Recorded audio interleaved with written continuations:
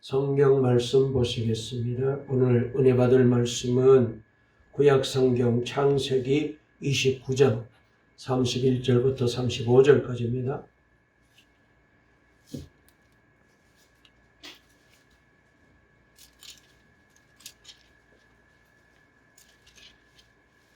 구약 성경 43쪽에 있는 말씀 창세기 29장 31절부터 35절까지입니다. 창세기 29장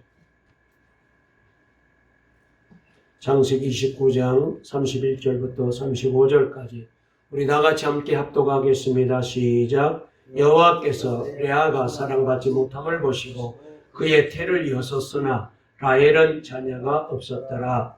레아가 임신하여 아들을 낳고 그 이름을 루벤이라 하여 이르되 여호와께서 나의 괴로움을 돌보셨으니 이제는 내 남편이 나를 사랑하리로다 하였더라. 그가 다시 임신하여 아들을 낳고 이르되 여호와께서 내가 사랑받지 못함을 들으셨으므로 내게 이 아들도 주셨다 하고 그의 이름을 시몬이라 하였으며 그가 또 임신하여 아들을 낳고 이르되 내가 그에게 새 아들을 낳았으니 내 남편이 지금부터 나와 연합하리로다 하고 그의 이름을 레위라 하였으며 그가 또 임신하여 아들을 낳고 이르되 내가 이제는 여호와를 찬송하리로다 하고 이로 말미암아 그가 그의 이름을 유다라 하였고 그의 출산이 멈추었더라. 아멘. 우리 앞뒤 좌우에 있는 분과 인사 나누도록 하겠습니다. 오늘 또 참 잘 오셨습니다. 은혜 받으세요. 인사합시다. 시작. 주님이 사랑하시고 복 주십니다. 다시 한번요. 날마다 늘 주님과 동행하세요. 할렐루야. 이미 여러분들이 다 보셨는데 우리 이은석 권사님 사랑하는 아드님이 이렇게 손주를 데리고 왔네요. 우리 백승범 또 백이한 우리 며느님은 못 오셨는데 우리 한번 환영합니다. 박수 한번 보내드릴까요? 보니까 우리 백영수 씨랑 꼭 닮았네. 어디 가도 그대로 잘 이제 드러나리라고 생각합니다. 늘 제가 기도했는데 만나게 돼서 반갑습니다. 오늘 이 시간 말씀을 통하여 은혜 받는 제목을 한번 따라해 보실까요? 나의 자랑은 그분께 있습니다. 오늘 이 제목으로 말씀을 통하여 은혜 받는 귀한 시간 주시기를 바랍니다. 여러분, 우리가 살고 있는 이 시대를 가리켜서 능력의 시대라고 그렇게 우리가 부르게 됩니다. 이 시대에 가장 중요한 가치가 있다면 능력이라고 말할 수가 있습니다. 지식의 능력이 있든지 돈의 능력이 있든지 권력의 능력이 있든지 체력의 능력이 있든지 본인이 능력이 안 되면 부모님이라도 능력이 있든지 그래서 능력을 날마다 바라보고 살아가는 시대다 이렇게 말할 수가 있습니다. 그래서 우리 시대를 가리켜서 능력주의 시대라고 그렇게 부르게 됩니다. 여러분, 한 국가의 가치는 그 나라가 가지고 있는 능력에 의해서 결정된다라고 생각해요. 아마 여러분들이 다 아시는 대로 이번에 미국과 이란의 전쟁을 통하여 우리가 다시 한번 깨닫게 되잖아요. 그리고 또 미국이 자국 이제 우선주의 정책을 펴면서 마가라는 그런 타이틀로 관세를 얼마나 많이 부과합니까? 우리나라도 그로 인하여서 어려움을 겪고 있는데 이런 것들을 통하여 보게 되면은 국가의 모든 가치도 능력이 있다라는 사실을 다시 한번 되새기게 됩니다. 뿐만 아닙니다. 한 사람의 가치도 그 사람이 가지고 있는 능력에 따라서 평가된다라고 말할 수가 있습니다. 그것은 우리 사회 구성원의 대다수가 다 동의하고 있고요. 그리고 당연하게 여기고 있는 사실입니다. 능력이 있으면 권력도 차지하게 되고 능력이 있으면 연봉도 많이 받을 수가 있고요. 그리고 능력이 있으면 어디 가든지 인정받고 인기도 얻을 수가 있어요. 하지만 알고 보면 그것은 당연한 것이 아닙니다. 그동안 많은 학자들이 능력주의의 문제를 지적해 왔습니다. 특별히 그 중에서도 유명한 하버드 대학교의 정치철학 교수인 마이클 샌들이라는 분이 계시는데 이분이 바로 그런 사람 중에 한 분이십니다. 이분이 쓴 책 중에 공정하다는 착각이라는 책이 있어요. 그래서 더 트레이니 오브 메리트라는 책인데 이 책에서 마이클 샌들은 능력에 따라 대우받는 사회가 공정하다고 생각하는데 사실은 그렇지 않다라고 하는 사실을 이분이 이렇게 주장해요. 모든 사람이 같은 조건에서 능력을 키워낸 것이 아니기 때문입니다. 능력이 좋은 사람들 중 대다수가 좋은 환경에서 자랐기 때문에 그렇게 된 것이고 능력이 부족한 사람들 중 많은 사람들이 좋지 않은 조건에서 자랐기 때문에 능력을 잘 키우지 못했기 때문입니다. 이렇게 말해요. 그러므로 그의 능력대로 대우하는 것은 처음부터 공정할 수가 없다는 거예요. 이미 기울어진 게임이 시작이 되었다는 그런 말입니다. 마이클 샌들은 이러한 사실을 인정하고 우리 사회에서 능력이 부족해서 덜 가지고 덜 누리는 사회적 약자들에 대해서 우리가 배려하고 정책을 잘 펴서 좀 더 공정한 세상으로 나아가야 된다라고 귀한 주장을 이분이 했습니다. 마이클 샌들은 종교를 가지고 있는 사람이 아닙니다. 그런데 그의 글을 읽어보게 되면은 샌들이 유대교의 영향도 받은 것 같고 기독교 사상의 영향도 크게 받은 것을 알 수 있습니다. 공정하고 정의로운 세상이 어떠해야 된다라고 하는 그의 이상이 성경에 나오는 하나님의 말씀과 하나님의 나라와 많이 닮아 있기 때문에 그래요. 그래서 개인 능력주의적인 사고방식에 대해서 가장 불편을 느껴야 할 사람들은 바로 이 땅에서 하나님의 나라를 살아가고 있는 바로 우리 예수 믿는 그리스도인들이라고 말했습니다. 왜냐하면 기독교 신앙은 자기 능력에 상관없이 하나님께서 각 사람에게 절대적 가치를 부여하셨고 따라서 사람은 누구나 그 절대적 가치에 따라서 대우를 받아야 한다고 믿기 때문에 그렇습니다. 그러나 능력주의 사고에 물들게 되면은 자신의 어떤 능력을 키워서 그것으로 인해서 사람들로부터 인정받고 대접받기를 원합니다. 그러다가 보니 자신에게 그런 능력이 없으면은 그 뛰어난 능력이 있는 사람들을 우러러보게 되고 그 사람들을 선망하게 되고 그리고 안 되면 어떻게라도 줄을 대서라도 자신의 가치를 좀 더 높여보고 인정받아 보려고 애를 쓰는 것이 우리가 살아가고 있는 이 세상의 모습입니다. 그렇게 노력하다가 애쓰다가 그것도 되지 않게 되면은 어떻게 됩니까? 열등감을 안게 되고 패배자로 나는 이 정도밖에 안 되나 봐. 나는 이런 사람밖에 안 되나 봐. 스스로 자신을 패배자로 그렇게 낙인 찍어버려요. 사실을 말하면 능력에 따라 사람을 판단하고 능력에 따라서 사람을 차별 대우하는 것은요. 우리의 죄성에서 나온 잘못된 거예요. 죄의 결과예요. 그러므로 하나님을 믿고 예배하고 사랑하는 사람들은 능력으로 사람을 평가하지 말고 하나님의 마음과 하나님의 눈으로 세상을 보고 사람을 보도록 해야 돼요. 사실 우리들도 예를 들어서 내 주변에 돈이 많은 사람은 아이고 성공했네. 전에 우리 교회가 괜찮았을 때 가기만 하면은 저 목사님 성공한 목사라고 늘 소개했어요. 나 그게 불편해가지고.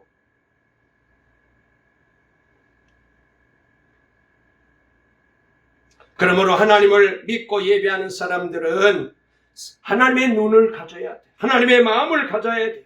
그렇게 되면 1등이 되기 위한 숨가쁜 경쟁 속에서 벗어나 스스로 자족하며 살아가는 비결을 얻게 되고 그리고 경쟁에 뒤처진 사람들을 절대로 따돌리지 아니하고 당연하다고 여기지 아니하고 그들이 하나님에게서 부여받은 절대적인 가치를 회복할 수 있도록 기도해주고 사랑해주고 도와주고 손잡아 주게 됩니다.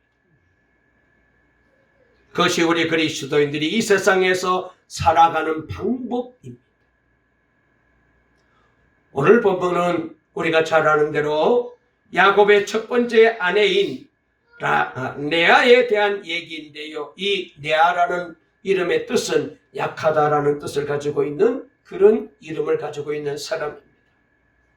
야곱의 아내 레아의 이야기는 능력주의에 매몰되게 되면은 그로 인하여서 얼마나 큰 불행을 겪을 수 있는지, 그리고 능력주의 사고방식에 벗어나기 위해서 어떻게 해야 되는지를 우리에게 잘 보여주는 귀한 말씀입니다. 자, 우리 다시 한번 본문으로 돌아가서 창세기 29장 31절 말씀을 한번 읽어 보시겠습니다.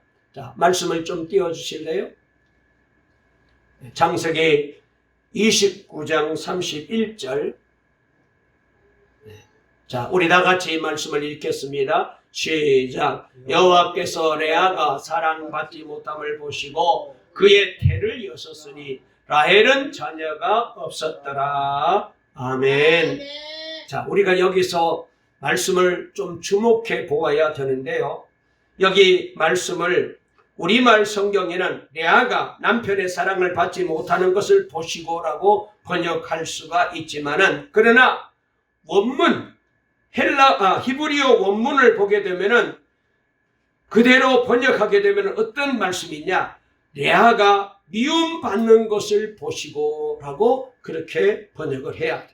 그러니까 레아가 사랑받지 못함을 보시고가 아니라 여호와께서 레아가 미움받는 것을 보시고라고 번역을 해야 돼. 남편 야곱이 적극적으로 이 첫째 부인 레아를 미워한 것은 아닙니다만 레아의 편에서 보면은 미움받는 것 같은 감정이 들었을 거예요. 그 사실을 하나님이 보고 계셨다는 거예요. 보시기만 한 것이 아니라 그 아픔까지도 하나님이 알아주셨다는 뜻이에요. 광야에서 슬피 울고 있던 하갈을 보시고 그 아픔을 알아주셨던 하나님이 아기를 낳지 못하여 울고 있었던 한나의 아픔을 주님께서 알아주셨듯이 이 레아가 버림받은 것 같은 상실감 속에 살고 있던 것을 우리 하나님께서 잘 보고 계셨다는 것, 그 아픔을 헤아리고 계셨다는 것. 여러분, 여기서 우리가 한 가지 짚고 넘어가야 될 점이 있는데요. 하나님께서 무엇인가를 보시면은 그냥 보는 것으로 끝나지 않아요. 하나님은 무엇인가를 보시면은 반드시 행동하십니다. 레아의 그 아픔과 외로움을 보신 하나님은 그의 태문을 열어주신 거예요.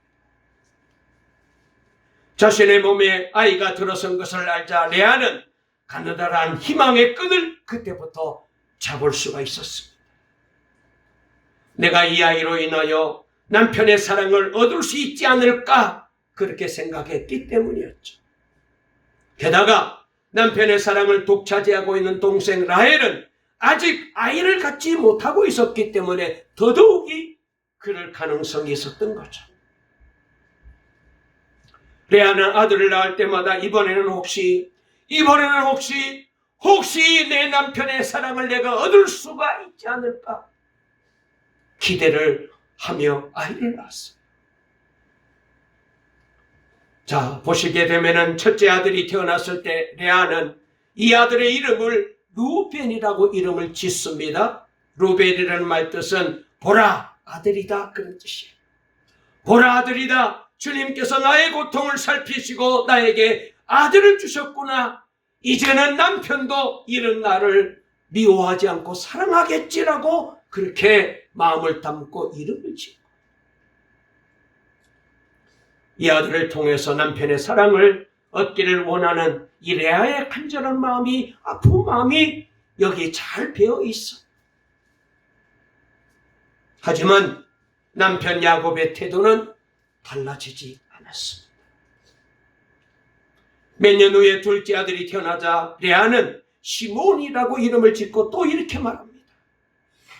주님께서는 내가 남편의 사랑을 받지 못하여 하소연하는 소리를 들으시고 이렇게 또 아들을 주셨구나. 그래서 그 이름을 시므온, 하나님이 들으심으로 이름을 짓게 됩니다. 그러나 이번에도 야곱은 여전히 레아에게 마음을 주지 않았어.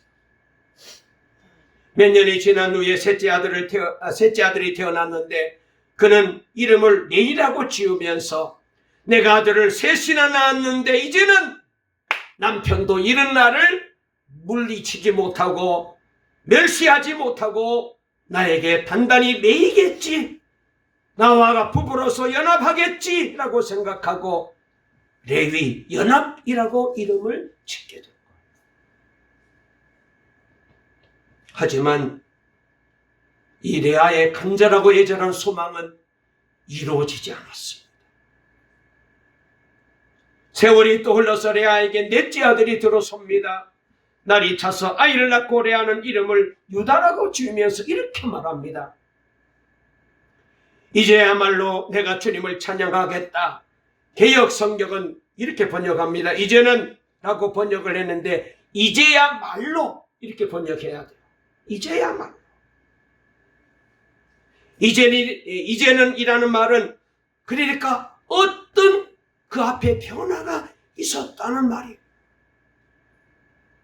그동안에는 아들을 낳을 때마다 혹시나 이 아들로 인하여 내가 남편의 사랑을 얻는 계기가 되지는 않을까 소망했던 레아는 첫째도 둘째도 셋째도 낳았지만은 남편이 여전히 변치 아니하니까 넷째 아들 유다를 낳고는 이제는 내가 남편이 아니라 하나님을 찬양하며 살겠다. 이렇게 이름을 지은 거예요.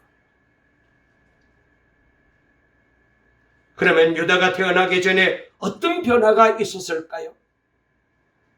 성서학자들은 남편의 사랑을 얻을 희망이 완전히 깨어진 자리에서 레아가 하나님을 새롭게 체험했을 것이라고 추측합니다. 유다를 낳기 전에도 레아는 하나님을 믿었습니다. 하지만 하나님은 하나님을 자신의 필요를 채워주는 정도로 자신의 외로움을 달래주는 도구로만 믿었지 참 하나님으로 믿지 못했어요. 마치 우상을 섬기듯이 나의 필요를, 나의 욕구를, 나의 만족을 채워주는 그런 정도로 하나님을 믿은 거예요. 레아는 아들 셋을 낳아서도 남편의 사랑을 얻지 못하게 되자 하나님께 대한 믿음에 대해서 회의를 가졌을 거예요. 아니, 하나님은 우리 기도를 다 들어주신다더니 내가 이렇게 간절하게 남편의 사랑을 원하는데, 그래서 아이도 3명이나 낳았는데도 왜 내 마음을 몰라주고 내 기도를 들어주지 않고 이렇게 남편으로부터 미움받는 자리에서 살아가게 만드는가? 하나님은 정말 내 기도를 들으시는가? 하나님은 정말 나를 사랑하시는가?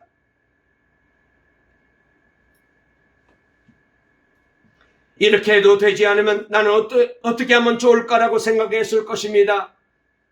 그래서 이제는 더 나아가 이제는 왜 나를 하나님 이렇게 못생기게 만들어서 인물이 없게 만들었어.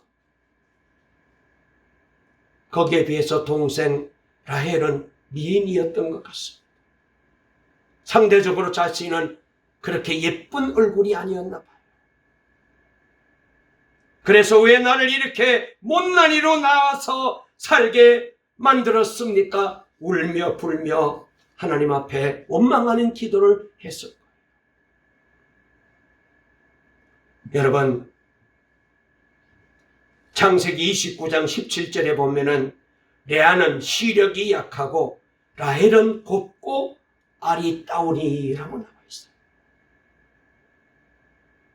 그러니까 성경은 미모에 대해서 라헬은 아리따고 곱지만은 레아는 그렇지 못했다. 거기에다가 시력까지 약하다.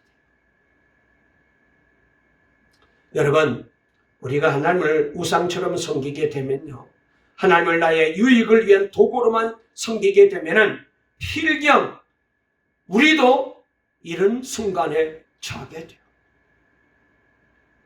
하나님은 언제나 우리의 요구를 따라 행하는 요술방망이가 아닌데, 우리 자꾸 그렇게 하나님을 내가 좌우지하고 내 필요에 따라 내가 원하는 것을 들어주고 해결해 주는 정도로 그렇게 믿어요. 그리고 그렇게 믿었던 우상이 와르르 무너지는 순간, 그때 살아계신 하나님을 만날 찬스가 오게 됩니다. 그제야 레아는 가솔로만 알았던 하나님이 실제로 살아계시고 자기를 사랑하시고 돌보고 계시다는 사실을 깨닫게 되었어요. 온 우주의 창조자이신 하나님을 앞에서 보고, 그리고 뒤에서 보고, 삶 속에서 그분을 인해서 만나게 되면서, 그래서 이 하나님을 통하여 레아는 삶이 달라지고 생각이 달라지고 마음이 달라지고, 하나님의 사랑을 알고 나니 레아는 야곱에 대한 집착에서 서서히 풀려나기 시작했고, 그리고 그렇게 되니까 무한한 해방감을 갖게 되었어요. 이런 변화를 경험했기에 넷째 아들 유다가 태어났을 때 레아는 이제는 내가 주님을 찬양하며 살겠습니다라고 고백하게 됐어요. 남편에서 벗어난 거예요. 여러분, 이 고백을 뒤집으면 무슨 뜻인지 아십니까? 이제는 내가 남편의 사랑에 목매어 살지 않겠다, 그런 뜻이에요. 하나님의 사랑으로 온전한 만족을 얻었으니 인간의 사랑은 있으면 좋고 없어도 괜찮다, 그런 마음으로 바뀌어진 것. 여러분, 하나님은 절대자이기 때문에 그분을 제대로 만나게 되면 다른 모든 것들은 상대화됩니다. 그것이 모든 믿는 사람들이 가져야 될 회심의 순간이었어요. 그렇잖아요. 저와 여러분도 돈도 좋고 쾌락도 좋고 부귀영화도 좋고 출세도 좋고 명예도 좋고 그렇잖아요. 그런데 그렇게 살았던 우리가 하나님을 만나고 난 다음에 그런 것들이 내 인생의 절대 가치가 아니에요. 있으면 좋고 주시면 감사하고 없어도 하나님이 계신데, 할렐루야, 우리 주님이 계신데,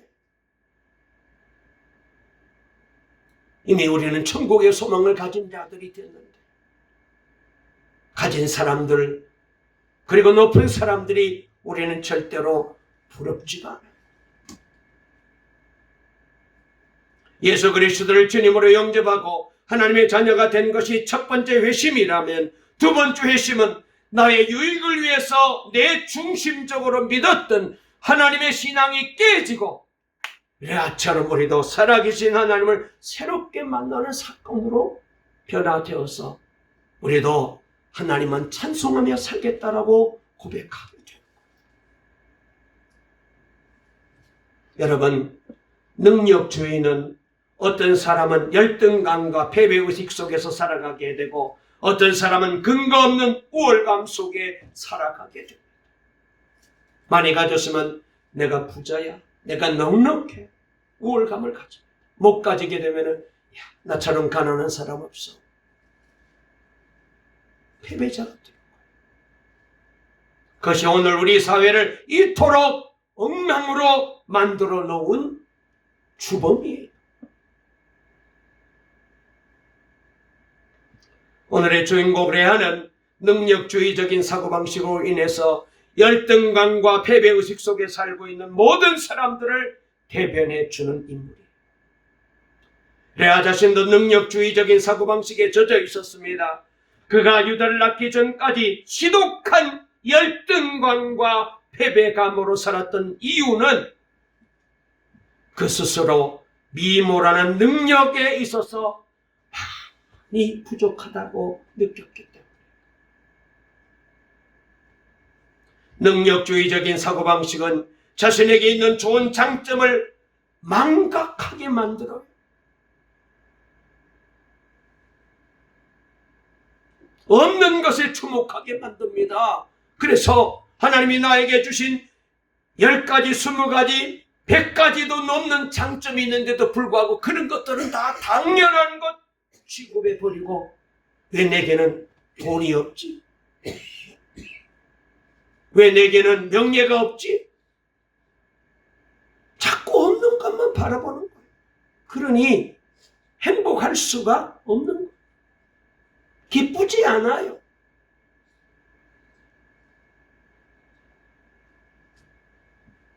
아홉 가지 장점이 있는데도 그것은 당연한 것으로 여기고, 한 가지 부족한 것에 매달려서 자신을 정죄하면서. 여러분, 우리 한번 생각해 볼까요? 여러분, 한 인간으로서 레아에게 좋은 점들이 얼마나 많았겠어요. 동생 라헬은 남편으로부터 사랑받지만은 자식이 없는데 자기는 아들을 4명이나 낳았잖아요. 그런데 외모가 부족하다는 그 한 가지 사실이 그의 전체를 나는 부족한 사람이라고 그렇게 포장 씌워버리고 못난 사람으로 만들어버렸어요. 이렇게 능력주의적인 사고방식은 자신의 능력으로 사람들로부터 인정과 사랑을 받지 않게 되면 절대로 만족 못해요. 다른 게 많이 있는데도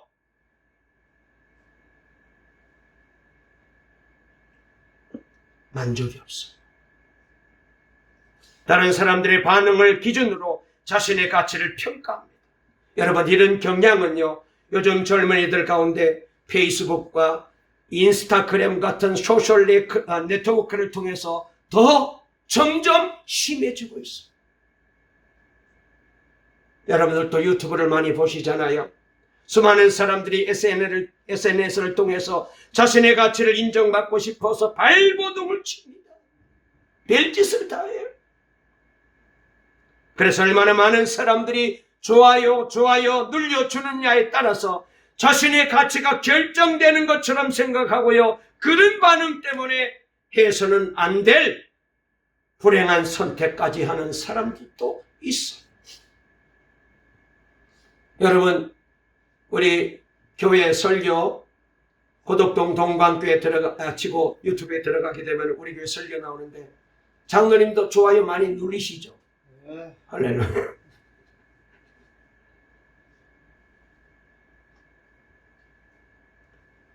레아의 소셜 네트워크는 가족뿐이었어요. 그래서 야곱의 사랑을 받는 것에 레아는 자기의 목숨을 걸고 살았던 거예요. 그것이 그의 불행의 원인이 되었던 것입니다. 레아가 능력주의적인 사고방식에서 벗어난 것은 하나님을 새롭게 만난 후의 일입니다. 사람에게 인정받는 것을 목말라 하던 그는 이제 하나님께 인정받고 사랑받는 것으로 만족을 얻었어요. 온 우주의 창조자이신 하나님의 사랑을 맛보고 나자 그는 사람에게 인정받고 싶어하는 갈망으로부터 해방되었습니다. 그에게 야곱의 사랑은 있으면 좋고 없어도 상관없는 것으로 바뀌어진 거예요. 그 이후로 그는 더 이상 자신에게 없는 것으로 자신을 규정해서 불행을 곱씹으며 인생을 옛날처럼 살지 않았어요. 하나님 안에서 이미 주어진 것으로 감사하고 만족하며 사는 사람으로 바뀌어진 거예요. 자, 그러면 야곱 남편은 끝까지 이 레아를 외면하고 살았을까요? 그렇지 않았을 가능성이 있습니다. 젊은 시절에는 야곱도 이렇게 능력주의적인 사고방식에 매몰되어서 동생 라헬만 싸고 돌았지만은 라헬과 일찍 사별합니다. 그리고 난 다음에 점차 이 첫째 부인 레아를 사랑하게 되었을 거예요. 그렇게 추측하는 이유가 있습니다. 야곱이 나중에 이집트에서 죽음을 맞게 되지요. 그때 아들들을 다 불러 모아놓고 임종하는 자리에서, 유언하는 자리에서 야곱은 아들들에게 이렇게 유언의 말을 남깁니다. 창세기 49장 29절인데요.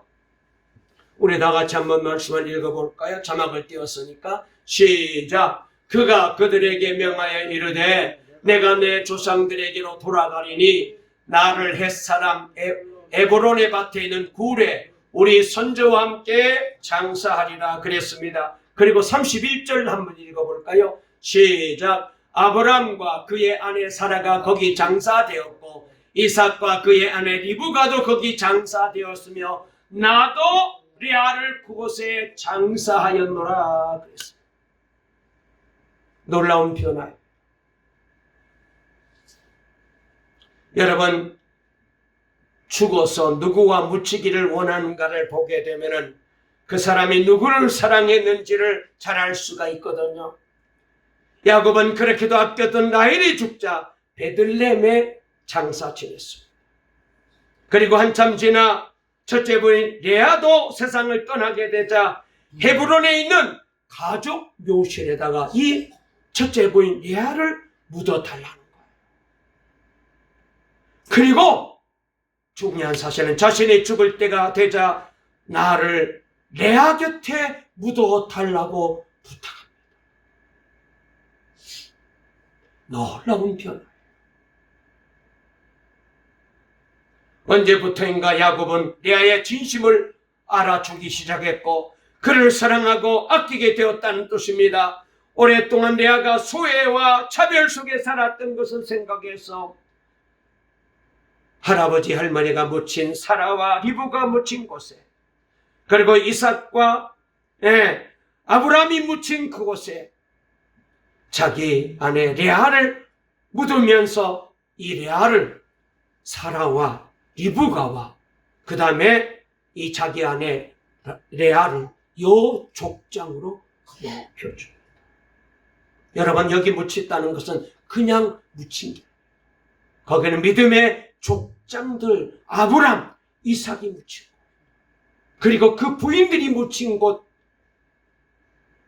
믿음의 족장들, 여족장들이 묻힌 그곳에 레아를 묻은 거예요. 여러분, 능력주의가 생활 원리가 된 이 시대를 살면서 여러분이 그동안 중요하게 여겨온 능력은 무엇이었습니까?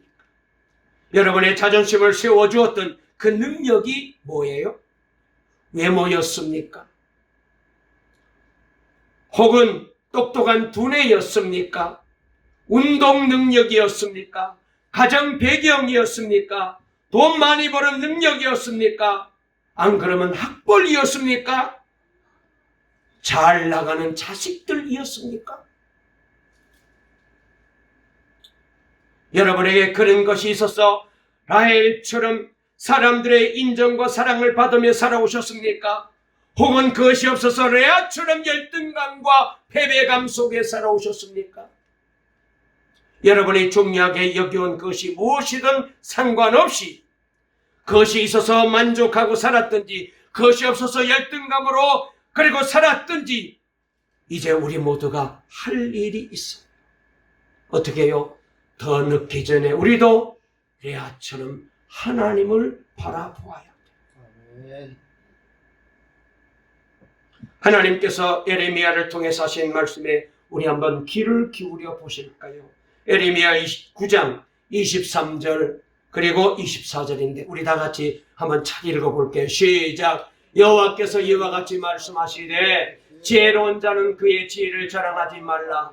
용사는 그의 용맹을 자랑하지 말라. 부자는 그의 부함을 자랑하지 말라. 자랑하는 자는 이것으로 자랑할지니 곧 명철하여 나를 아는 것과 나 여호와는 사랑과 정의와 공의를 땅에 행하는 자인 줄 깨닫는 것이라. 나는 이 일을 기뻐하노라. 여호와의 말씀이니라. 아멘. 이것이 하나님을 믿는 사람들에게 가져야 될 마음입니다. 우리는 우리 자신에게 있는 어떤 능력도 자랑 삼아서는 안 됩니다. 또한 나 자신에게 어떤 능력이 없다고 해서 나를 한계에 치어서도 안 됩니다. 나의 존재를 있는 그대로 받아주시고 나의 존재를 기뻐하시는 하나님만 바라봐야 돼. 타고난 조건 때문에 이 세상에서 약자로 살아가야 할 때에 우리는 더욱 하나님을 바라보고 그분이 나를 보시고 알아주신다는 사실을 기억해야 합니다. 그분은 우리의 능력을 보시지 않고 우리를 있는 그대로 우리의 절대값으로 보지 않고 있는 그대로 우리를 사랑하시는 분이십니다. 그분의 사랑을 발견하고 그분의 사랑을 맛보아야 온전한 믿음의 사람이 됩니다. 그럴 때 우리는 영원히 고갈되지 않는 만족을 하나님에게서 얻을 것이고 그 사랑이 얼마나 귀한지를 알게 되며 날마다 그 진한 사랑을 맛보며 살아가는 야에 따라서 우리는 이 능력주의 굴레에서 그때부터 벗어날 수가 있어요. 그리고 그럴 때 비로소 우리는 하나님을 자랑하게 될 것입니다. 그리고 하나님밖에 자랑할 것이 없다는 이 놀라운 사실을 우리도 마음속 깊이 체험하고 깨닫게 돼요. 말씀을 마치겠습니다. 여러분, 이제 우리의 자존심의 근거를 오직 하나님께만 두고 살아야 돼요. 그동안 내가 자랑스럽게 이었던 그 모든 것들은 내려놓아야 돼요. 우리의 자랑은 오직 하나님뿐입니다. 그럴 때 우리는 능력주의적인 시각으로 사람들을 보고 판단하고 차별하는 죄로부터 벗어날 수가 있어요. 그럴 때 비로소 사회적 약자를 돌보는 부드러운 시선을 가질 수 있고 이 세상을 좀 더 따뜻하게 만들 수가 있어요. 그런 사람은 하나님 안에서 만족함을 얻는 사람이요, 그 누구도 그 어떤 것도 그를 흔들어 놓을 수가 없을 겁니다. 부디 저와 여러분과 우리 모두는 오직 하나님만을 자랑하는 믿음에 서서 이 세상 어떤 사람을 만나든지 동일한 가치로 대해주고 존중해주고 그런 삶을 살게 되어지기를 간절히 주의 이름으로 축원합니다. 이것이 사순절을 보내며 주님의 십자가를 묵상하며 참 그리스도인으로 살아가는 놀라운 은혜입니다. 기도하겠습니다. 살아계신 하나님을 찬양합니다. 주여, 우리도 레아처럼 살아왔더랬습니다.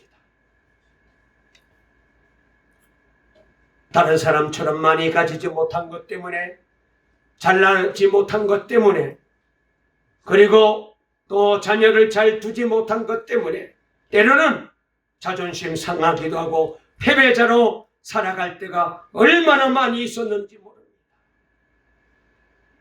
세상 것으로는 우리의 이 자존심을 세워줄 수 없습니다.